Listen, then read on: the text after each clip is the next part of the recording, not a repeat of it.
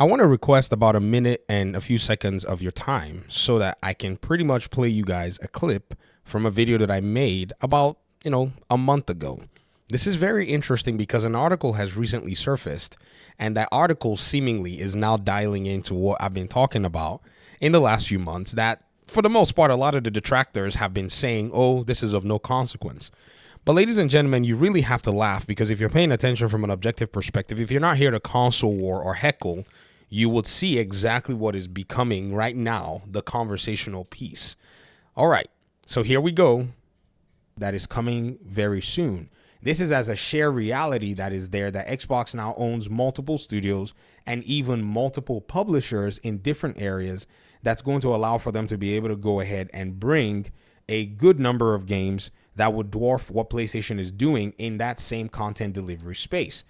So right now, the content delivery space is now the talk of the town. Everybody is going to start talking about this even much more as time goes on. I've been putting this in perspective since they acquired Activision Blizzard King, and in this video, this is the one I selected. I have other videos that I actually talked about this stuff. I was looking at just from the publisher arm that Xbox has access to see that there are many, many games that have the capability of coming from these studios. The detractors usually will first throw, well, Xbox isn't making games that are good or popular or this or that. But the reality is, those games are probably not relevant to you, but you're not the only gamer in this gaming space. In fact, some of these games will not be relevant to me. However, there are people who will be happy to play these games. So I went ahead and talked about this particular chart here. We've done a much better job to put it together. Shout out to Clobril, who is on Twitter and does a lot of these graphs and charts. Even Phil Spencer one time actually mentioned this individual, saying that they make some of the best charts out there. And, this is what fans usually do. They're proud about the platform that they play on. And so they take time to pretty much, do some really interesting things to inform a lot of people. However, this particular Xbox First Party Studios organization chart, to me, is exactly what I've been trying to do to show that there is a behemoth of content coming from Xbox as a whole. A behemoth of content coming.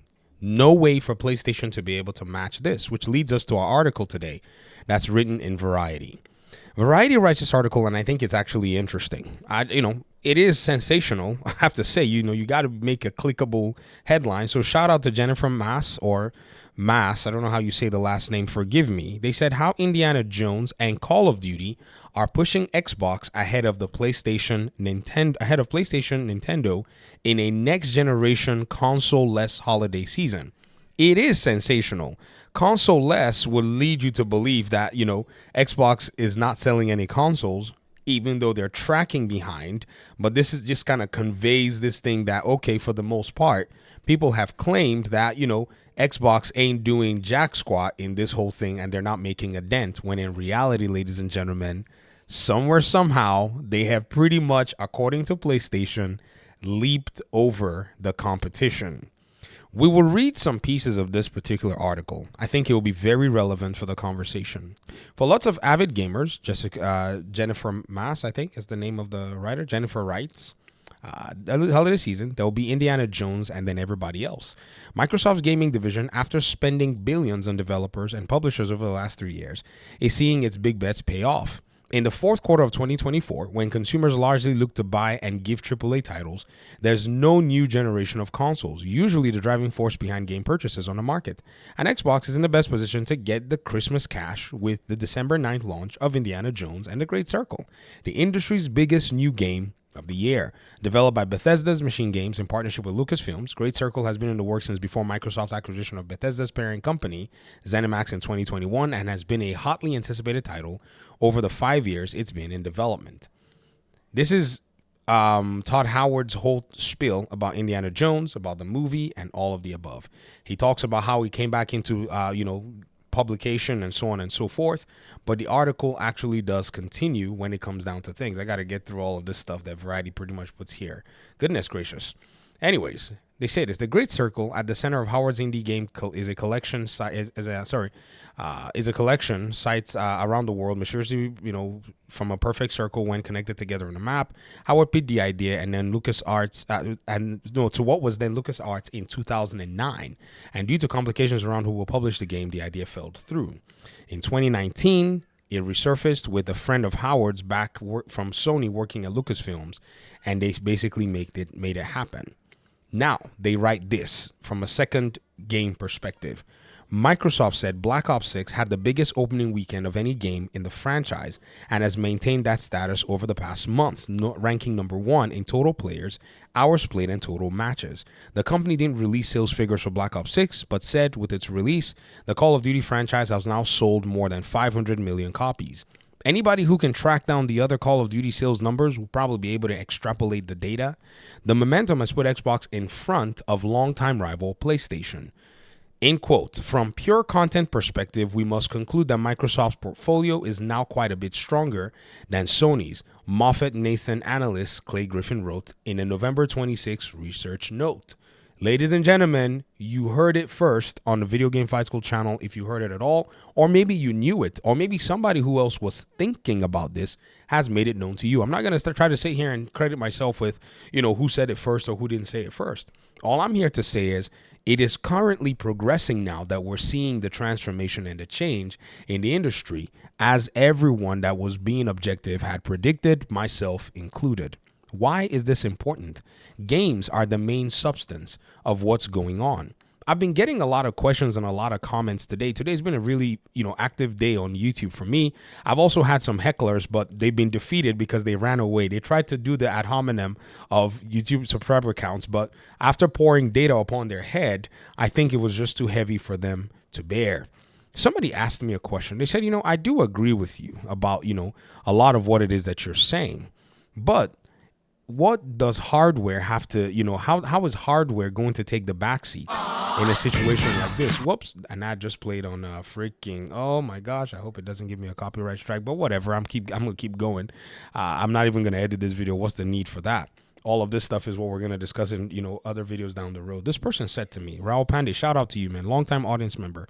They said, I have a question, and let me go ahead and center it just for you guys so that you can see the whole conversation here. They said, you mentioned that hardware sales are not as important as services and software distribution to a wider audience. And I agree with you to some extent. However, don't you think selling more consoles could help build a larger player base on their own platform? This would allow them to maximize them more efficiently through gold subscriptions for online play, earn 30% cut on every game sold through their ecosystem. At the same time, they could strategically release games on other platforms to benefit from broader sales. What they're doing right now seems to be alienating their fan base. This is in regard to Xbox. You've said exactly what they're doing, Raul. The only problem is their fan base is not interested in actually accepting it. That's Xbox. I mean, it makes sense if they just want to transition into a third-party publisher, but at that point, why are we talking about them anymore? We ain't talking about Ubisoft or Tencent. Well, this is the problem. You, even just like, everybody has this mindset that somewhere, somehow, Xbox is operating a console-less business. When in reality, even I myself as a PC gamer, I have an Xbox console just because I'm curious about what's going on. I'm like, okay, what is this platform about? And so I responded, I said, software is way more simple to develop compared to hardware. You got to wait your 8-year cycle to get a new hardware compared to PC. Like on PC, they churn out hardware like it's nothing because it just built upon existing technology. Selling more consoles is helpful, but software can now be deployed without the need for console. And with better internet and cloud infrastructure, you're able to pretty much get things going. This is the problem a lot of people aren't seeing, is that as a gaming company, having a big portfolio of games that can sell, that can move the needle, that can compel people is exactly what you need. It's exactly what PlayStation has. Are you not seeing it? It's what PlayStation had that Xbox didn't have. Games. Xbox is now going game route, and y'all are saying that they're abandoning their console. Why would they abandon the consoles that are going to buy those games? Very, very interesting, categorization at the end of the day. I can't seem to find where this notion or, this, perspective is coming from. In fact, today I had a really long conversational thread with another audience member where they were saying that this is it right here. They were talking about the console sales and saying that PlayStation's console sales had made them all this money, blah, blah, blah, blah, blah. On examining the data, it was apparent that the numbers that PlayStation had actually put forth is not correlating with the numbers that we have. So he said this. He said, our profits in the operation basically of $10 billion and $106 billion in console sales. And I was wondering, like, okay, so I went and looked up the article, and I think I just Googled it because for some reason YouTube blocks links. I'm the only one that can post links. And what I saw was very interesting at the end of the day. If PlayStation is saying that this console generation is its most profitable console generation and had basically a $10 billion, profit from the console, I felt as if the language was being somewhat weird, because when you take a very close look at what's going on here, it says this: PlayStation 5 is Sony's most profitable console gen ever after just 3 years, beating the PS4 by over 36 billion in sales. Now, is it the console that beat the PS4 in sales? Well, that doesn't make any sense because the console hasn't sold as much as the PS4. So when we look at the chart, you see this number here, $106 billion currently is the PS5 generation. And then they've made about $10 billion in operating income. When it's translated here, the writer and the author says that the PlayStation console comes close to the PS5 total sales and profits, which is pretty unsurprising. Unsurprisingly, the PS4. Up until PS5 launch, PS4 was Sony's most successful console by a mile, totaling $107 billion in sales and $9 billion in operating profits, far outstripping the PS2 and PS3 consoles by at least $36 billion. Then, when you look at everything and you take very close, account of what's going on, when you think about the sales that PlayStation has made in terms of physical consoles, those sales equate to, at the best case scenario, about $32 billion. I added it up. When you actually multiply, let's go to my desktop here so that we can see a calculator. PlayStation currently has 64 million consoles sold, right? So let's multiply all of them by 499. Let's just say they all sold for 499. That's $31 billion or $32 billion. So how, in my opinion, did the console sales equate to $106 billion? Well, it's as a result of everything else, services and game sales and all of the above that goes into the equation. So what you need for the equation is actually content, services, and everything else, which is now where Microsoft and Xbox are leading PlayStation. Without the consoles, they're capable of doing something interesting and changing the dynamics of the market. Isn't that interesting? A $3 trillion company figuring out a way to beat its opposition and then overtake them. And then not only do that, put them in a position where even they themselves say, crap, by 2027, we are probably not going to be able to catch up. By 2027, we are cooked. If they take Activision Blizzard and pour and dump their games on Game Pass, there is no way for us to be able to catch up because, according to us, we have been leapfrogged by our competitor. Our current pillars are dated and behind the competition. Stay in that bubble that you're in and watch the market change on you.